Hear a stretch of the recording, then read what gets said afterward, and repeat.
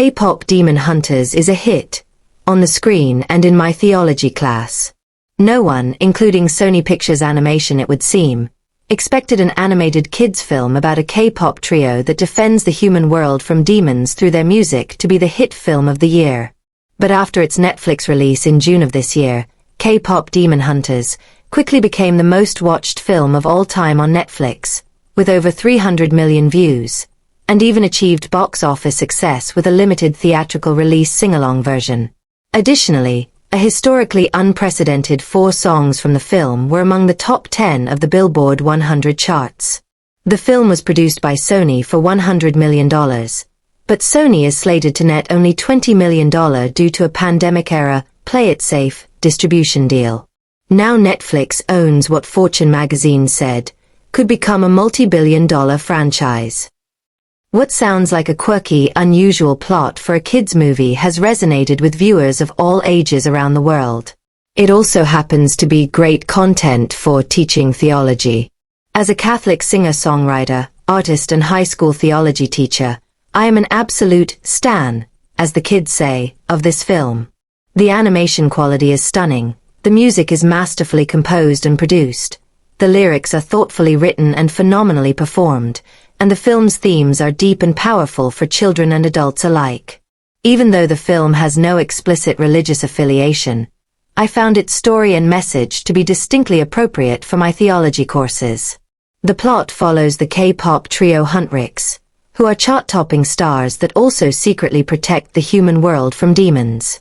Huntrix reinforces the shield, or Han Moon, between the human world and the demon world by uplifting the hearts and souls of listeners with their music.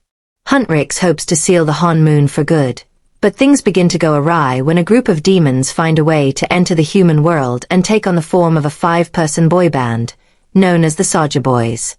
Their plan is to steal Huntrix's fans and thereby weaken and destroy the Han Moon. With their saccharine earworm, Soda Pop, the Soulja Boys go viral and create significant competition for Huntrix. However, this divide between the demons and humans gets blurred when we learn that the lead singer of the Soulja Boys, Jinwoo, is a former human who had betrayed his family.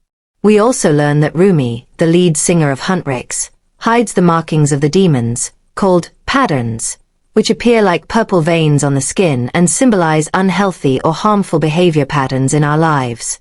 We learn that while Rumi's mother was a demon hunter and human, her father was a demon. Her mother died when she was little and Rumi's guardian and a former demon hunter, Celine, raised her to hide her patterns. As the story unfolds, Rumi struggles to keep her secret hidden, and the Han Moon, which is reinforced by the mantra, "Our faults and fears must never be seen," begins to fall apart. The film ultimately serves as a powerful representation of how we can overcome individual and collective generational trauma through vulnerability. In sharing our faults with others, we combat shame and grow in true compassion and solidarity, which is a stronger force than a facade of strength and perfection. The film explores the nuances of what makes someone into a demon, and the limits of our human tendency to try to put people into black and white categories. We see characters act and discern from different voices in their minds as they experience senses of isolation and sorrow as well as of joy and connection. These are all themes that arise in theology courses. In our course on sacraments, my students and I explore how we experience God's love in the world, God's grace, through sacramental awareness, which requires vulnerability and a sense of wonder and awe. Shame, or disgrace, gets in the way of experiencing that. Using texts like Tattoos on the Heart from Gregory Boyle, S.J., and excerpts from Brené Brown's Daring Greatly, students examine what shame is, how people we call demons are often acting from a place of deep shame, and how to combat shame through empathy, vulnerability, and connection. In Tattoos, students see how former gang members find healing from childhood trauma through experiencing unconditional love and support, which provide insight into how big God's love is. In Daring Greatly, Brown distinguishes guilt and shame. Guilt is, "I did something bad," while shame is, "I am bad," and unpacks how shame festers in silence, secrecy, and judgment. In K-pop Demon Hunters, Rumi ultimately acknowledges her faults, accepts the parts of herself she cannot change, and breaks the silence, which in turn inspires others to do the same. In this, students can see a representation of a communal experience of grace.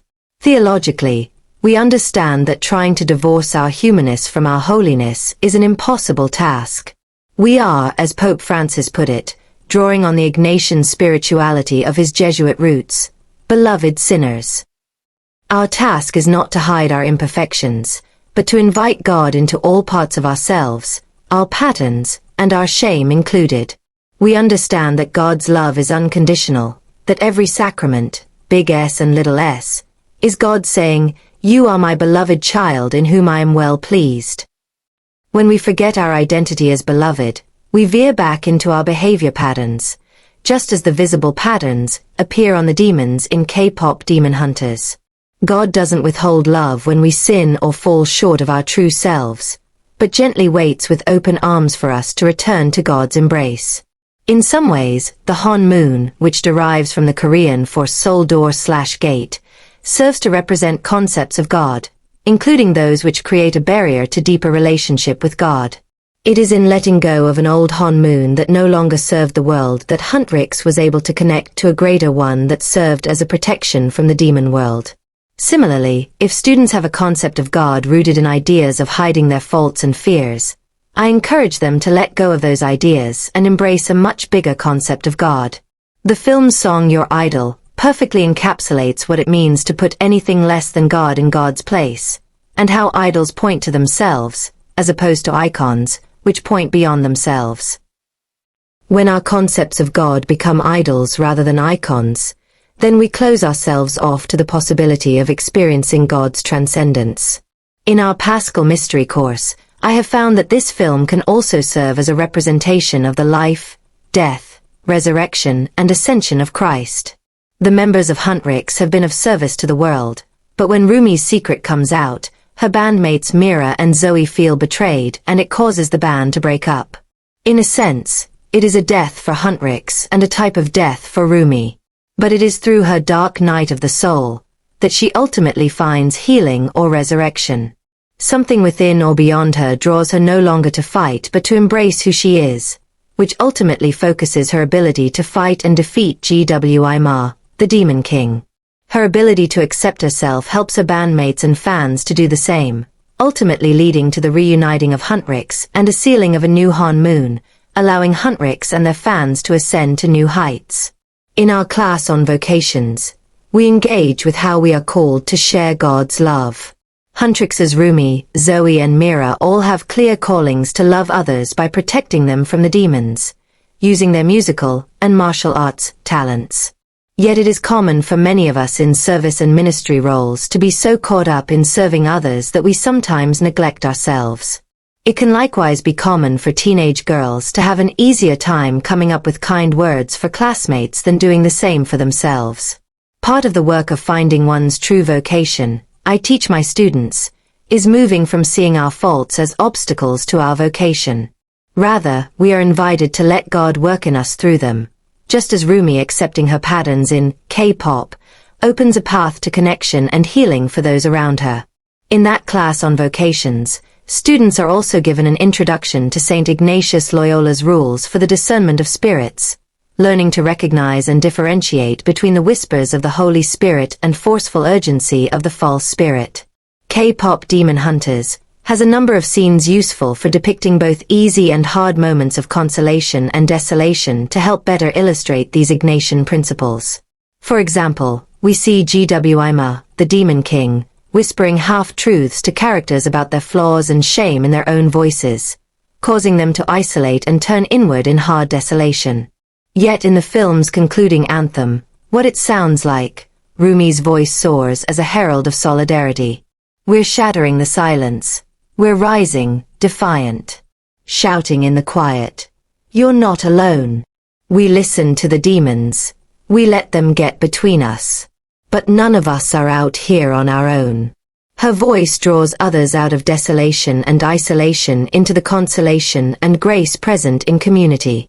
This anthem also serves as an invitation for students to consider ways that the false spirit can create division in the church and in our country today, as well as how calling others into solidarity can serve to combat in-group/out-group tendencies. These are just a few of the connections I have found between the film and some of the topics I teach. I have no doubt other theology teachers are finding further parallels or asking other questions. What symbolism in the film has connections with symbolism in the Catholic imagination? How does the unique, particular lens of Korean culture and folklore connect to more universal themes? Which songs in the film might be best suited for liturgy? Just kidding. But in the Ignatian tradition of finding God in all things, how might we see or experience God in K-Pop Demon Hunters?